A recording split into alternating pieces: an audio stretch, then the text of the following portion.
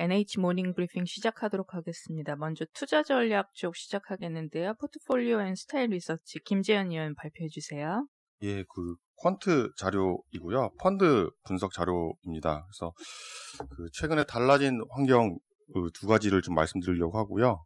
일단 제목에 적혀놨다시피 종목 집중형 이런 포트폴리오보다는 종목 분산형 포트폴리오가 최근에 수익률이 좋은 모습이 나타나고 있고요. 성장형, 가치형은 많이 들어보셨겠지만 성장형보단 가치형 이제 펀드의 수익률이 좋아지는 국면이 지속되고 있습니다. 결론적으로는 종목 분산형, 그러니까 쉽게 말해서 액티브보다 인덱스 펀드, 그리고 종목에 집중되는 펀드보다 종목에 분산되는 펀드가 향후 좀 수익률이 더 좋을 것으로 예상을 좀 하고 있고요. 가치형도 내년 상반기까지는 수익률이 계속 좋은 모습을 이어갈 것으로 생각을 하고 있습니다. 일단 설명을 드리면 종목 분산형 같은 경우에는 7페이지 그림을 보시면 되겠고요. 거기 있는 진한 파란색이 저희가 얘기하는 CSV라고 해서 종목별 수익률의 편차입니다. 그래서 이 값이 커지면은 일반적으로 액티브 펀드의 수익률이 좋아지게 되고요. 그러니까 수익률 값이 널뛰기 하다 보니까 액티브 펀드가 알파를 가져갈 수 있는 환경이 조성이 되는데 지금은 그 수치가 지금 최근 2개월 동안 지금 내려왔습니다. 그래서 상반기 때 있었던 코로나로 인해서 성장주나 이런 특정 업종들이 수익률이 좋아지는 국면이 지속되다가 지금은 종목들이 다 같이 움직이고 있다라고 보시면 되겠습니다. 그래서 쉽게 말하면은 액티브 펀드보다 인덱스 펀드가 좋아지는 국면, 그리고 종목에 집중되는 펀드보다는 종목에 분산되는 이런 펀드가 수익률이 좋아질 것으로 예상이 되고 있고요. 두 번째로는 8페이지 보시면은 삼성전자가 어닝의 주도력이 높아지는 시기에는 어김없이 이제 중소형주의 활용도가 좀 떨어지게 되거든요. 이렇게 되면은 결국에는 이제 복제율이 높은 펀드 이런 것들이 수익률이 좋아질 수밖에 없습니다. 그래서 CSV라든가 아니면 삼성전자의 어닝 주도력을 봤을 때 이런 환경은 좀 지속될 가능성이 높다라고 판단을 하고 있고요. 가치형은 저희 전략 쪽에서나 경제 쪽에서 여러 번 말씀을 드렸었는데요. 퀀트 쪽에서 보는 아이디어는 좀 11페이지를 보시면 사실 경기가 회복되는 국면에서는 어김없이 이 가치주의 수익률이 좋아지는 국면이 나타나는데요. 어닝에서도 그런 것들을 좀 설명을 할 수가 있습니다. 보시면 이 가치주 같은 경우에는 경기랑 상관관계가 높기 때문에 경기가 부러졌다가 올라가는 국면에서는 항상 이 성장주보다 가치주가 그로스가 높아지는 시기가 나옵니다. 그래서 어닝 측면에서도 가치주의 아웃퍼폼을 좀 설명할 수가 있는데 12페이지 보시면 지금 올해와 내년에 이제 미국 시장에 지금 그로스 스타일별 그로스 값이 나와 있습니다. 보시다시피 지금 보시면 왼쪽 차트가 이제 S&P 500의 가치주와 성장주의 영업이익 증가율인데요. 가치주 같은 경우에는 올해 2분기 이제 그로스 값 기준으로는 이제 바닥을 찍었고요. 올해 내년 1분기 정도면 이제 증익으로 돌아서고 내년 2분기에 이제 피크가 나옵니다. 그래서 센티멘트로 보면은 지금 가치주의 어닝 모멘텀이 가장 좋은 시기가 미국에서도 지금 그런 모습이 나오고 있다라고 판단을 하고 있고, 지금 요즘 미국 주식시장 보면은 가치주뿐만이 아니라 초소형주도 되게 주가 퍼포먼스가 좋거든요. 이런 것들이 다 경기 회복을 좀 반영을 하고 있는 주가의 움직임이다라고 해석을 하고 있습니다. 똑같은 그림을 이제 한국 그림으로 좀 표시를 해보면 14페이지와 같은데요. 14페이지 오른쪽 보시면 아까 미국과는 다르게 한국은 이러한 그림이 나옵니다. 보시다시피 지금 3분기 때 이미 가치주의 증익이 지금 전환되어 걸로 예상이 되는 상황이고요. 올해 4분기가 피크, 그리고 사실 4분기 같은 경우에는 작년도 어닝 쇼크가 지금 반영이 된 결과이기 때문에 내년 상반기까지가 이제 트렌드적으로는 올라가는 그림이다 보시면 되겠습니다. 그래서 다만 하반기 때를 보면은 재차 이제 성장주 그로스가 좋아지고 가치주의 그로스도 낮아지거든요. 그래서 아까 미국이랑 비교해 봤을 때는 미국의 가치주는 연간으로 좋을 가능성 어닝으로 설명이 되지만 한국 같은 경우에는 그보다는 작다, 그보다는 짧을 가능성이 높다라고 좀 생각을 하고 있습니다. 그래서 국내 주식시장을 대상으로 한 펀드 기준으로도 이런 추적 오차가 작고 가치주 펀드가 한국에서도 지금 단기간 좋을 가능성이 높다라고 판단하고 있고요. 뒤에 자료 보시면 이제 펀드 같은 것도 좀 추천해놨으니까요. 참고해 보시면 될 것 같습니다. 이상입니다. 네, 질문 없으시면 산업 기업 분석으로 넘어가서 빅히트 이니시에이션 이화정 연구위원 발표했겠습니다. 네, 빅히트 이제 저희 주간사 이제 공표 기간 지나서 지금 이제 40일 지나서 저희 이닛을 했고요. 저희 지금 빅히트에 대해서 투자 의견은 바이, 그리고 저희 전체 섹터 내에서 탑픽 의견으로 커버리지 게시합니다. 일단 저희 BTS를 통해서 보여준 컨텐츠 기획력을 활용해서 저희 팬덤 수요 상당히 확보하고요. 그리고 사실 가장 중요하다라고 보이는 거는 이 회사가 가지고 있는 자체 플랫폼 위버스를 통한 아티스트 간접 매출 확대입니다. 추후에는 저희가 자체 플랫폼 위버스를 활용해서 플랫폼 사업 자체를 본격화, 즉 입점 수수료를 받는 사업을 할 수 있기 때문에 이 부분도 추가적 업사이드로 작용할 것입니다. 목표 주가는 27만 원으로 제시하는데 저희가 지금 보시면 일단 첫 번째 음악 부분, 엔터 3사랑 동일한 부분이 있을 수 있고 두 번째로는 저희가 위버스를 활용하는 플랫폼 부문으로 나누어서 SOTP를 활용했습니다. 저희 부문별 타겟 PER은 음악 부문은 엔터 3사 대비 25% 할증한 35배, 그리고 플랫폼 부문에 같은 경우에는 유사산업군을 묶어서 이제 평균 낸 50배를 적용했습니다. 네, 관련해서 어떤 피어가 들어갔는지와 그리고 이제 저 프리미엄 가정 같은 경우에는 지금 저희 자료 4페이지에서 5페이지에 설명이 돼 있으니 그 부분 참고해 주시면 될 것 같고요. 네, 그럼 이제 투자 포인트 위주로 좀 말씀을 드리겠습니다. 먼저 투자 포인트 1번으로 제가 아까 콘텐츠 기획력 말씀을 드렸는데, 일단 저희는 이제 아마 뉴스에서 많이 보셨겠지만 저희가 세계관 기반의 콘텐츠 IP를 가지고 있습니다. 이제 콘텐츠의 세계관이 있는 게 어떤 의미냐라고 이제 말씀드리자면, 일단 첫 번째로는 저희가 이제 IP가 있고 이제 여기다 세계관을 넣기 때문에 약간 뭐 마블의 어벤져스 같은 느낌 혹은 시리즈물 느낌으로 보시면 되고요. 이 부분 때문에 구작 콘텐츠의 수명이 좀 장기화되는 역할이 있고, 두 번째로는 한 번 들어온 고객들이 지속적으로 이제 그 콘텐츠를 향유하게 하는 락인 효과가 있고, 세 번째로는 저희가 세계관이 있기 때문에 MD가 단순 MD 이상으로 넘어갈 수 있다라는 부분이 있습니다. 관련해서 차트를 하나만 이제 보고 말씀을 드리고 싶은데요. 저희 페이지, 네, 잠시만요. 네, 페이지 15페이지에 그림 13번, 14번 있습니다. 네, 같이 보시면은 저희가 아까 제가 저희 세계관이 있기 때문에 음반이 많이 팔린다. 그리고 특히 구작이 팔린다라고 말씀을 드렸는데, 그 부분은 저희 그림 13번에 있는 2013년에 발매된 앨범들의 판매량이랑 지금 그림 14번에 있는 그 이후 그리고 특히 최근까지의 판매량을 한번 비교해 보시면은 어떤 이야기인지 알 수 있으실 것 같습니다. 저희가 사실 13년, 14년에는 이 친구들이 학교 연작이라고 하는 세계관을 가지고 있었고, 사실 이때는 아직 인기가 크게 많지 않았어요. 한마디로 이때 들어오지 않고 최근에 아미로 편입된 친구들이 그러면 이제 2019년 앨범만 사고 2020년 앨범만 사고 이렇게 되는 게 아니라 기존 앨범부터 모으기 시작하게 됩니다. 이게 이유가 뭐냐? 2017년에 아니면 2019년에 나온 이런 앨범들을 이해하기 위해서는 앞선 앨범들을 다 보셔야 돼요. 근데 그게 무슨 말인지 잘 모르겠다 하시면은 페이지 16페이지에 보시면 그림 15번이 있는데, 이걸로만 봐도 딱 보이지는 않으실 수 있겠지만 저희가 이제 나중에 혹시 시간 나고 심심하실 때 한번 보시면 저희가 2015년 화양연화 컨셉트에서 백일몽이라는 컨셉으로 바다가 나왔었고요. 그리고 이 바다 같은 경우는 2017년 나온 앨범의 또 주요 배경이 돼서, 그러니까 이게 무슨 말일까요 하면은 저희 그 전반적으로 앨범과 앨범 간에 그 내용이 이어지고 그리고 약간 복선과 함의들이 있기 때문에 이런 걸 보기 위해서 이제 팬들이 지속적으로 컨텐츠를 볼 수밖에 없는 그런 효과까지 있습니다. 혹은 2017년에 앨범을 샀는데 나 이거 더 이해하고 싶다. 그럼 다시 2015년 거를 앨범을 사서 봐야 되는 그런 영향이 있는 거고요. 그런 부분들이 그러면 이게 BTS라서 된 것이냐라고 생각을 해보시면 사실은 이건 빅히트가 컨텐츠를 제작하기 위해서 회사가 직접 노력을 한 부분입니다. 전 그렇기 때문에 이거는 단순히 빅히트가 어쩌다가 BTS를 가지고 있어서 좋은 회사다라고 보시는 것보다는 빅히트 자체가 가진 컨텐츠 기획력이 대단하다라는 부분으로 봐주시면 좋을 것 같고요.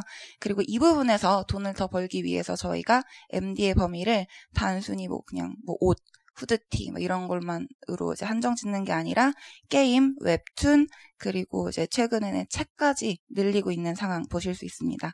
그럼 이걸 갖다가 어디서 팔면은 특히 더 저희 매출을 늘릴 수 있을까요?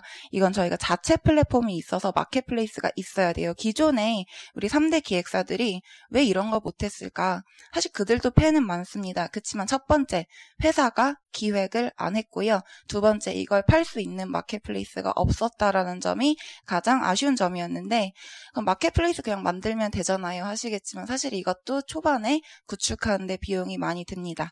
거의 연간 캐펙스로 300~400억 정도 든다라고 보셔야 되고요. 그렇기 때문에 3사는 하지 못했고 저희는 할 수 있었던 부분이고요. 17페이지에 보시면은 저희 그 위버스라는 플랫폼에 대해서 좀 설명이 있는데, 가장 키포인트가 되는 숫자 위주로 좀 찍어서 말씀을 드리겠습니다.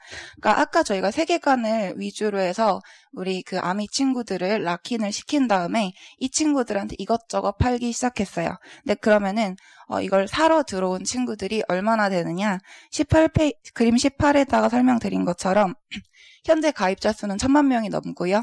그 중에서 MAU는 50%가 좀 넘습니다. 그리고 MAU 중에 페이 레이트는 10% 정도가 돼서 지금 현재 기준으로 페잉 유저라고 부를 수 있는, 그러니까 이번 달의 페잉 유저는 약 55만 명 정도 되는 상황입니다. 그럼 이 친구들이 돈을 얼마를 쓸까요?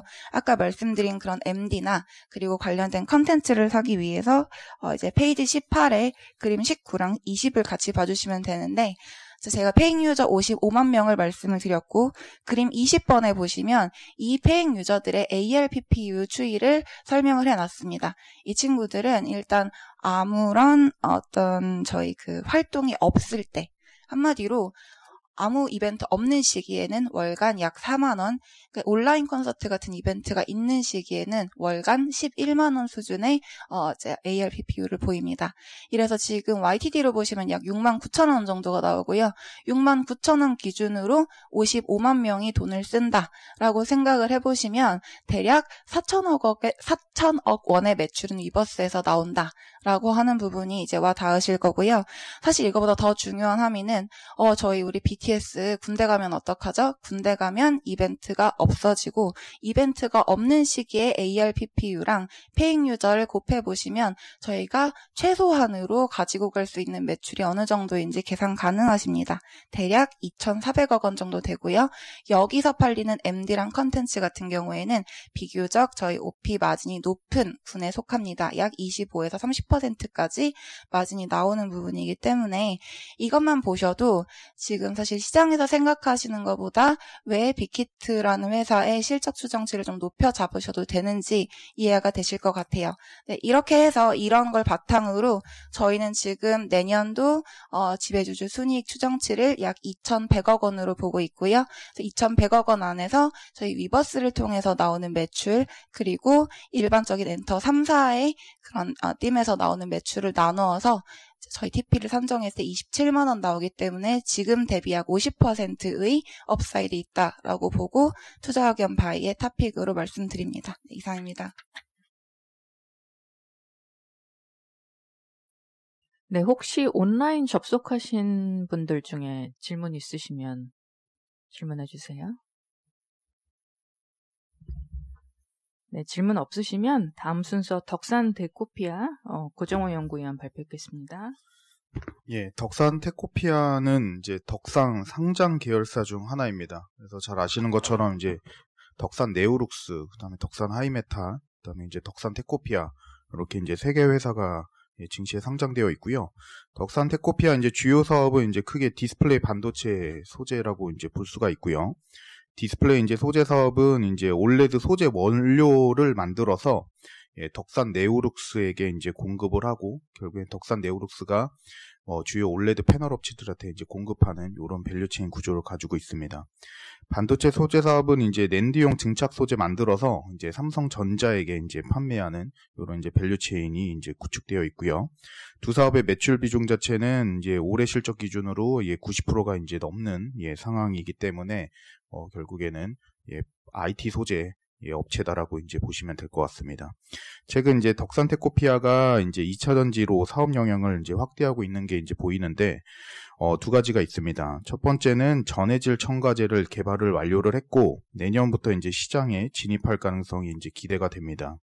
특히 이제 덕산 테코피아의 이제 전해질 첨가제는 전극 보호제 역할을 하는 것으로 이제 알려진 상황이고, 결국에는 쓰는 업체가 이제 누구인지 정확하게는 알 수는 없지만, 이런 걸 쓰면 수명 개선이라든지 이제 방전 억제에 효능이 이제 갈 가능성이 이제 있다라고 볼 수가 있습니다.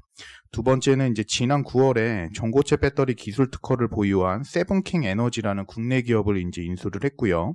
특히 세븐킹 에너지가 이제 보유한 특허는 그림 3번 한번 보시는 것처럼 산화불계 이제 고체 전해질입니다. 그래서 특이하게 이제 세라믹을 활용해서 필름 형태의 이제 고체 전해질을 이제 제작하는 이런 특허를 이제 보유한 업체이고요. 전고체 배터리 중에 여러 가지 이제 기술이 있는데, 이 업체는 산화물계 이제 재료를 기반으로 해서 차세대 전지를 만들려고 하는 업체다라고 이제 보시면 됩니다. 다만 2차 전지의 이제 실적 기여는 마루가시아는 되기 어려울 것으로 이제 보고 있는 상황이고요. 그래서 실적은 IT 소재에서 이제 발생할 것으로 보고 있습니다. 내년 실적은 현재 상황에서 펀더멘털에 큰 변화가 없어서 성장 가능할 것으로 저희 지금 전망하고 있습니다. 이상입니다. 네, 첨가제 같은 경우는 언제쯤 매출화 가능할까요? 일단은 이제 SK이노베이션이랑 같이 공동 개발을 한 소재인데, SK이노베이션이 이 전극 보호제를 이제 쓰지 않는 걸로 최근 결정이 나서 기타 다른 배터리 셀 업체가 분명히 이 업체를 쓸 가능성은 있다라고 보고 있는데, 그 고객사에 대해서는 지금은 가시화된 게 없는 상황이어서 내년에 이 업체가 실적이 가시화될지에 대해서는 조금 와칭해 볼 필요는 있을 것 같습니다. 근데 지금 배터리 기술에 대한 트렌드 자체가 첨가제를 계속 넣는 그림이고, 결국에 안정성을 높여주는 다양한 이제 성능 개선을 지금 나올 수 있게끔 유도하는 약간 그런 소재군들이기 때문에 SK이노베이션 외에 국내 배터리 업체가 충분히 쓸 가능성은 있을 것 같고요.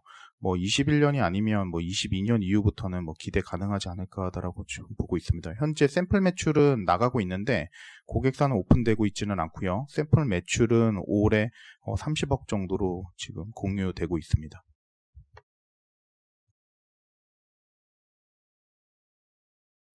네, 다음 순서는 유틸리티 산업 스파커멘트 이민재 연구위원 발표 있겠습니다.